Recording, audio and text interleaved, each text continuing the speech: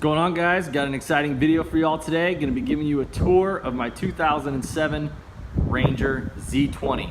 So in this video, I'm just going to go through the boat itself, show you a little bit about the layout, talk a little bit about how I got it, and then talk about some of the equipment that I've put on it, and then some of my plans for the future. So this is it right here. 2007 Ranger Z20, sits on a Ranger Trail trailer. I have tape over my CF numbers, so that's what that is right there.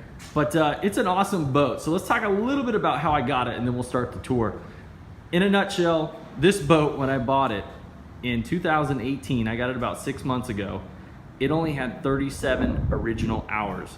And I'm being 100% honest, this boat sat in a guy's garage. He was very wealthy, he was a doctor, he lived on one of my home lakes, and he bought this boat just to have it. And him and his fishing buddy would go out every once in a while, and he managed to rack up 37 hours in 11 years of owning this boat, which is absolutely crazy. But he had the original purchase receipt, he had all the documents of maintenance, taking it in every year to get the tank strained and hoses replaced for the fuel lines. So he really took care of the boat, he just never used it. So I got super lucky picking up this boat. And let's go ahead and get into the tour. Okay, so the first thing, I know it's kind of boring, but I want to talk about the trailer. The Ranger Trail trailer is fantastic. It's made specifically for this boat. And one of the things I love about it is the tongue weight is perfect. It's balanced really well on the trailer. That tandem axle makes a huge difference. I tow this behind a little Toyota Tundra, a little half-ton truck, and it just tows like a dream. Super happy with the trailer, super happy with the swing tongue, all the connections. Getting it on and off the trailer is super easy. One of the things I did want to mention, this boat does have fiberglass fenders. As you can see, you can kind of get a little bit better idea of the color right there. It does have fiberglass fenders. So if you get a blowout on a tire, a lot of times these fenders get destroyed.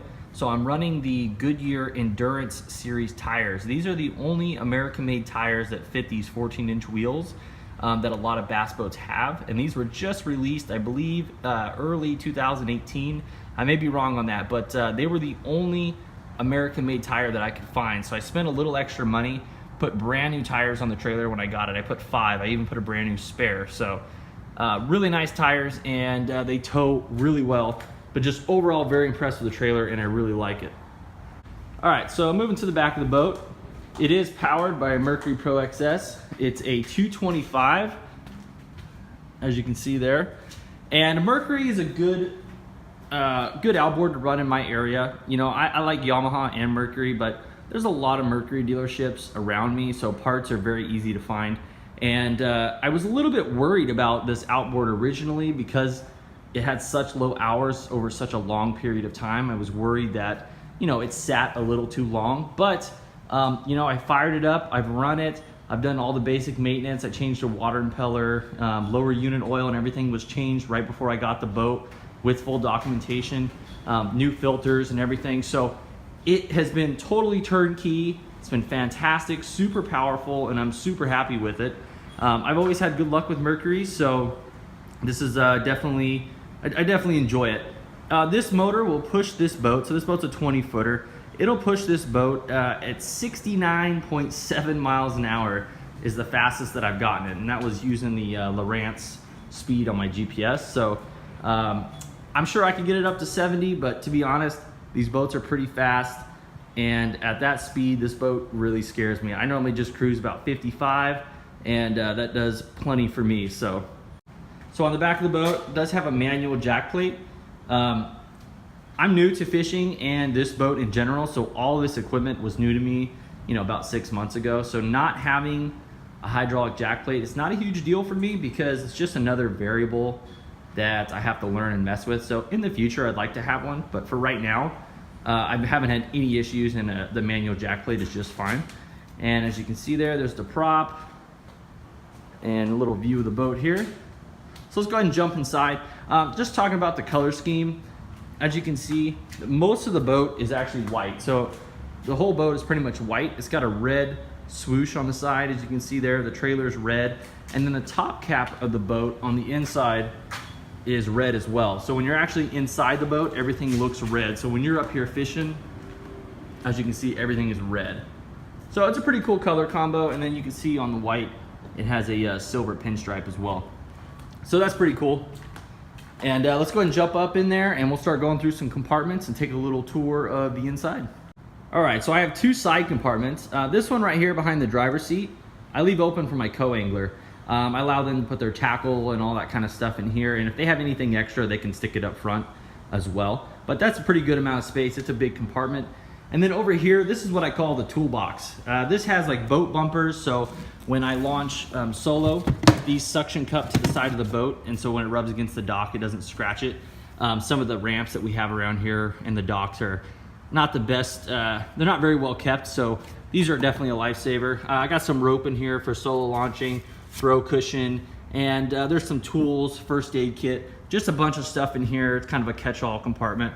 Probably the messiest compartment in the boat, but there's a lot of really useful stuff in there. And let's go ahead and move over here. This is the live well. So we'll go ahead and open this up.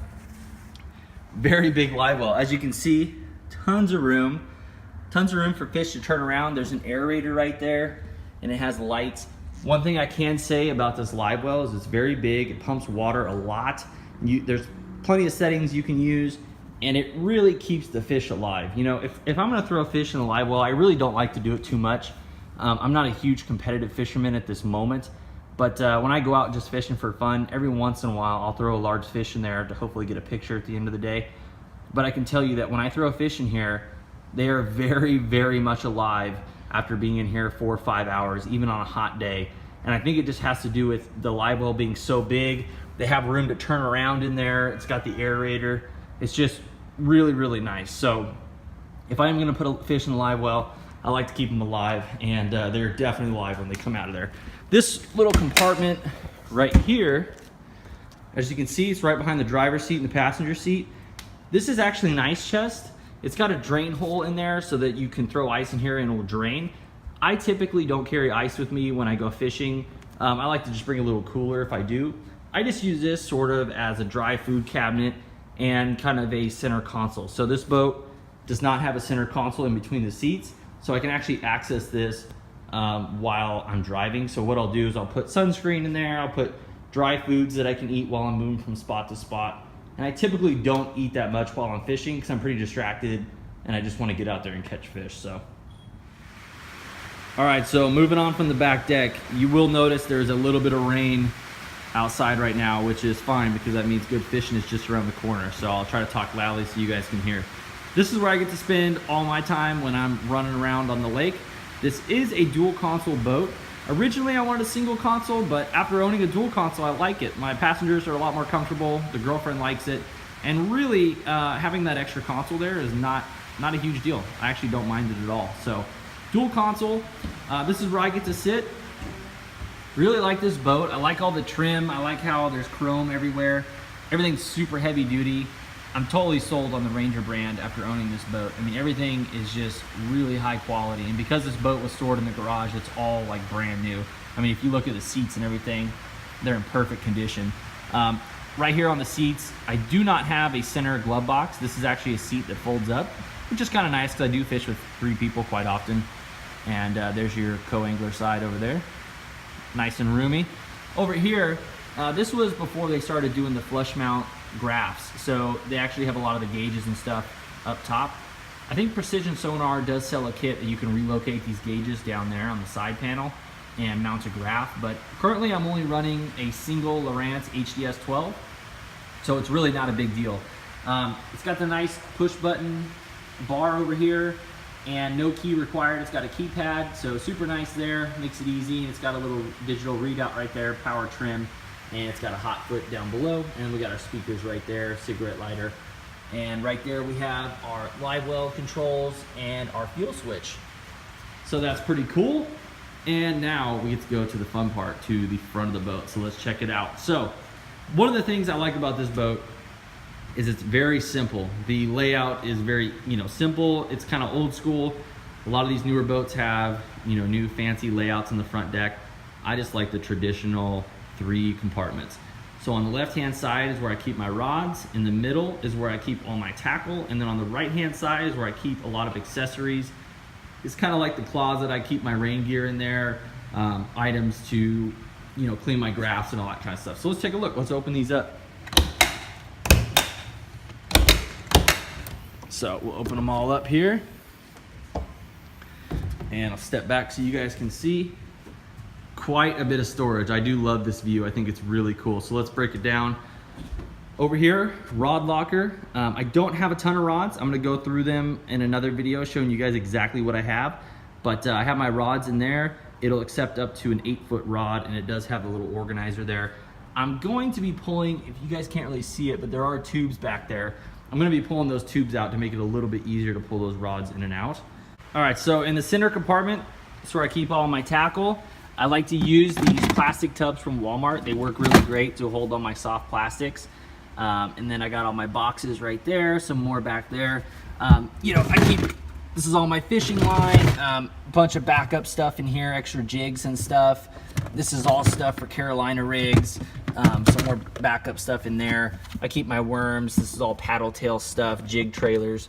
Right here I have my pliers, so I have scissors, needle nose, and then these are some split ring pliers that I just got. These are all my hard baits. I really don't have a ton of tackle. I keep sunscreen in there as well, so I try to keep the sunscreen on. Don't want to get skin cancer, so I'm out on the water a lot. But I try to keep my tackle pretty simple. You know, when I buy new things, I try to eliminate other tackle that I'm replacing. You know, if I switch over to a certain type of craw trailer for my jigs, I get rid of the old stuff. I really want to keep stuff in here that I use, so that's kind of my plan for inside of here. Over here, I do run these Mustang life vests. These things are a lifesaver, literally. I wear them all day. I never take them off. They're super convenient. You don't even really know that you're wearing them, and I wear them all the time. I have 3 of them, so all my passengers can have one. Right here, this is all boat documentation, covers for my Lowrance. Got my fire extinguisher. This right here, once again, these compartments, extra sunscreen, screen cleaner with glass cleaner and microfiber cloths. I have my bench seat stowed up in there, and then I have a tool bag down there, and then like I said, I'll throw jackets, backpacks, snacks, whatever I need in this compartment. It's kind of a where I store everything for the day. So we'll go ahead and close this stuff up and show you guys the front. So the reason I'm out here today, I bought some new stuff from Tackle Warehouse, got some Ned Rig stuff, so I was bringing that out here, a couple marker buoys. But this is where I get to spend all my time. Super, super happy to fish on the front deck of a boat finally. Having your own boat, it's a great feeling, and it's super fun to be up here. And this is my view. So I do run a Lowrance HDS 9 Gen 3 up front with the HDS 12 Gen 3 back there, as you guys already saw. Currently, I have the Minn Kota Maxim Pro trolling motor. This is the original trolling motor that came with the boat. It works well. Really looking to upgrade to an Ultrex soon. It will happen. I just want to use this one a little bit longer and really get some use out of it. You know, it's just hard getting rid of a trolling motor that works perfectly. So up here, do have controls, trim, you have your anchor lights and accessories, and then you can also turn on the live well from back here. And then right here you have control for the radio, which is in the glove box. So tons of room up here. This right there where you can put your bench seat, and you got your rod straps right there and right there, and then it does have the locker bar that you can stick across the compartments. So if you look here, here's another view of the boat. And that's pretty much it, guys. Hope you enjoyed this little tour. I didn't go through everything, but I will be showing you guys my rods and reels in a separate video and showing you guys exactly what I have to fish with. And as always, you know, we're always purchasing new gear, new rods and reels, so I'll try to keep you guys updated. So hope you enjoyed the video. Hope you guys have some good days of fishing coming up, and we'll see you in the next one.